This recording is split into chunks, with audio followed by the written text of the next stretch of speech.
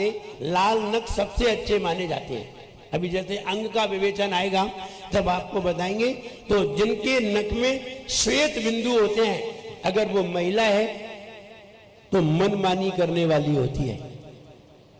मनमानी, किसी की बात नहीं मानती, जो मन में आया सो करना है। बाजार जाना है, घूमना है तो घूमना है, नहीं मानना है तो नहीं मानना है। इसलिए हाथों में इन हाथों के नाखूनों में सफेद दाग होना दरिद्रता का सूचक है। सफेद दाग होना स्वेच्छाचारी का सूचक है, चाहे पुरुष हो चाहे महिला हो। बिल्कुल नख बिल्कुल क्लीन होना चाहिए। जो व्यक्ति नहाते धोते नहीं हैं, जिनके विचार बहुत खराब होते हैं, उनके नख में ये पहचान आ जाती है। इसलिए किसी का हाथ देखकर ही पता कर सकते हैं कि ये व्यक्ति कौन सी क्वालिटी का है। अगर नख गुलाबी रंग के हों, व्यक्ति कोमल हृदयी है। नख गुलाबी हों, नख लालामी लिए हों, वो व्यक्ति अच्छा व्यक्तित्व वाला है, शिष्टाचार वाला है, कोमल हृदयी है और अच्छे विचार वाला है। अगर नख काले हों, मटमैले हों, वो व्यक्ति अच्छे विचार वाला नहीं है। ये व्यक्ति कहीं ना कहीं नशा करता है। किसी न किसी क्षेत्र में कोई न कोई तरीके का नशा जरूर करता है। जिसके नख काले हों, ये नख काले काले हो जाएं, वो नशा करने वाला होता है। चाहे वो शराब पीता होगा, चाहे स्मोकिंग करता होगा, कुछ भी करता हो, वह निश्चित नशेलची होता है। इसलिए काले नख और लाल नख, यदि जांग, अगर व्यक्ति के दाईं जांग पर तिल हो तो वो व्यक्ति धनी होता है, उसके पास अपार धन होता है। और व्यक्ति के बाईं जांग में तिल हो तो व्यक्ति निर्धन होता है, वो व्यक्ति गरीब होता है।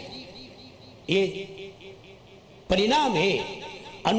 ध्यान रहे, ज्योतिष में ये बात कही है कि ज्योतिष की बातें पूर्णता से सत्य हो ये जरूरी नहीं है वर्तमान में, लेकिन ये भी कहा है 50% सत्य होती है, ये भी कहा है।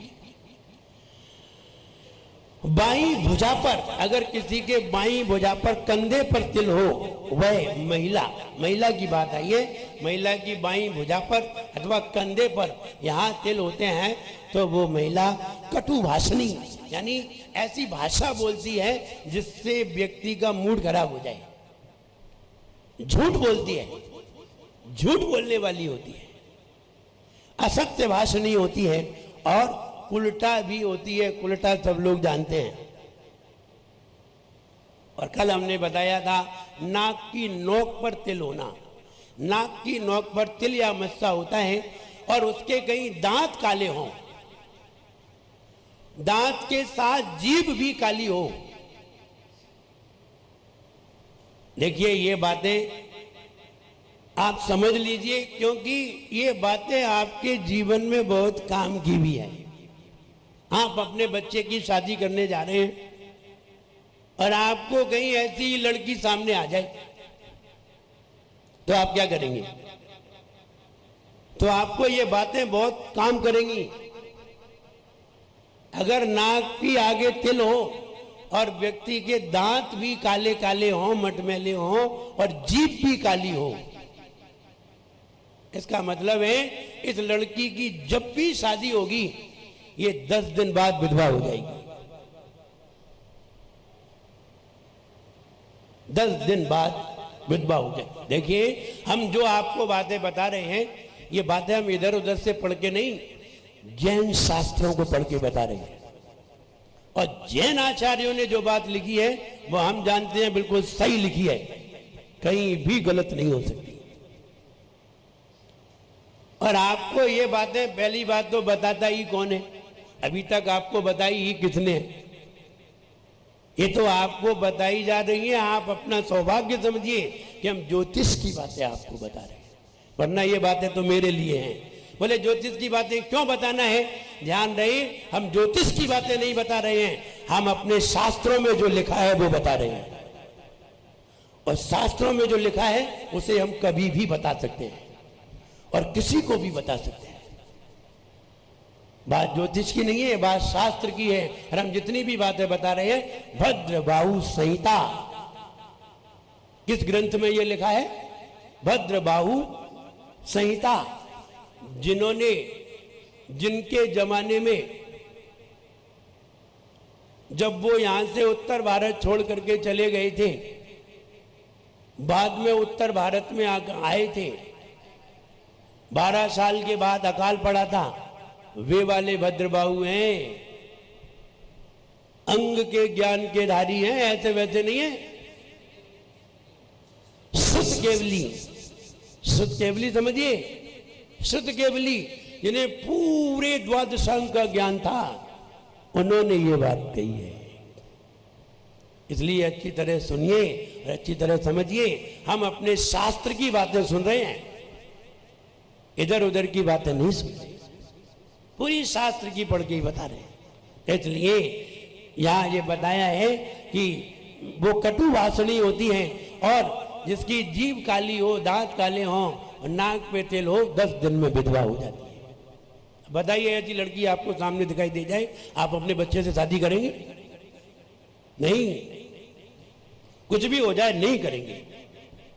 तो कहने का मतलब ये चीजें हमें मालूम चलती हैं। दाएं पैर में तिल हो, किसी के दाएं पद में, पैर के नीचे, पंजे के नीचे तिल हो, वो व्यक्ति आधी उम्र तो घर में बिताता है, उसकी आधी उम्र तो घर में गुजरती है, लेकिन आधी उम्र साधु संतों के साथ गुजरती है। आधी उम्र के बाद वो बैरागी हो जाता है और साधुओं के पास रहने लगता है, सन्यासी बन जाता है। आधी उम्र सन्यासी की जिंदगी है। मुझे याद आता है, मैं भोपाल में था, 1996 की बात है, 1996, और इसके पहले मैं टीकमगढ़ में था, वहां भी चातुर्मास हुआ था। जब भोपाल में चातुर्मास हुआ उस समय हम ऐलक अवस्था में थे और मुझे दीक्षा लिए 3-4 साल हुए थे, और मेरा चातुर्मास भोपाल जैसी नगरी में, राजधानी में हो रहा था।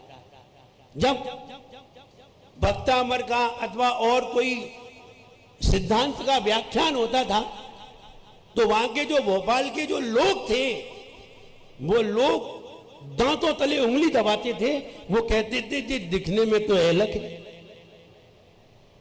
दिखने में तो ऐलक है, लेकिन इनका चिंतन देखिए, इनके चिंतन के सामने अच्छे अच्छे लोग फेल हो जाएं।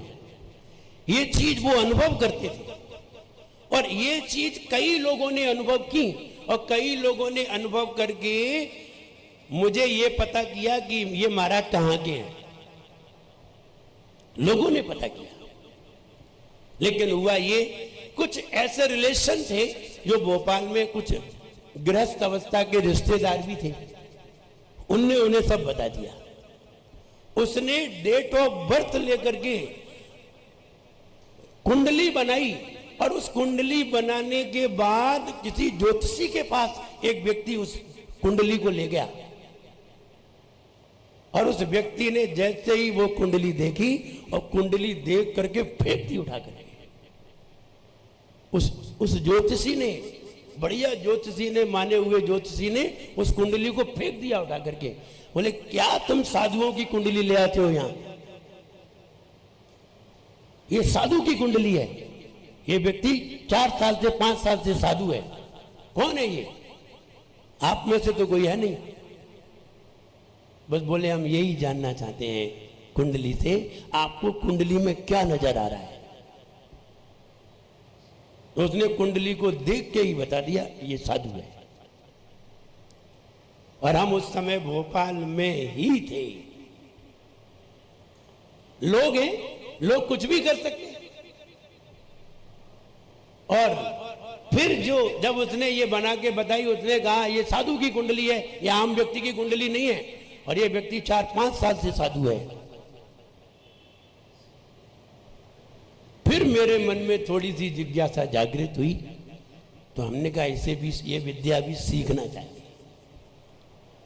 फिर हम उसके बाद टीकमगढ़ आए तो टीकमगढ़ में एक बहुत बढ़िया ज्योतिषी हैं सुरेंद्र कुमार जैन डॉक्टर, उन्होंने ये सारी विद्या हमें सिखाई और हमने ही अपनी कुंडली खुद अपने हाथ से बनाई और उसमें लिखा ये उस व्यक्ति की कुंडली है जो व्यक्ति आध्यात्मिक स्तर पे उतरा हुआ है और अंत समय में बहुत अच्छी समाधि करके जाएगा।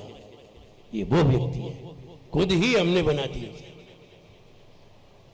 तो कहने का मतलब ये है, ऐसा नहीं है ये जानकारी नहीं करना चाहिए, करना चाहिए।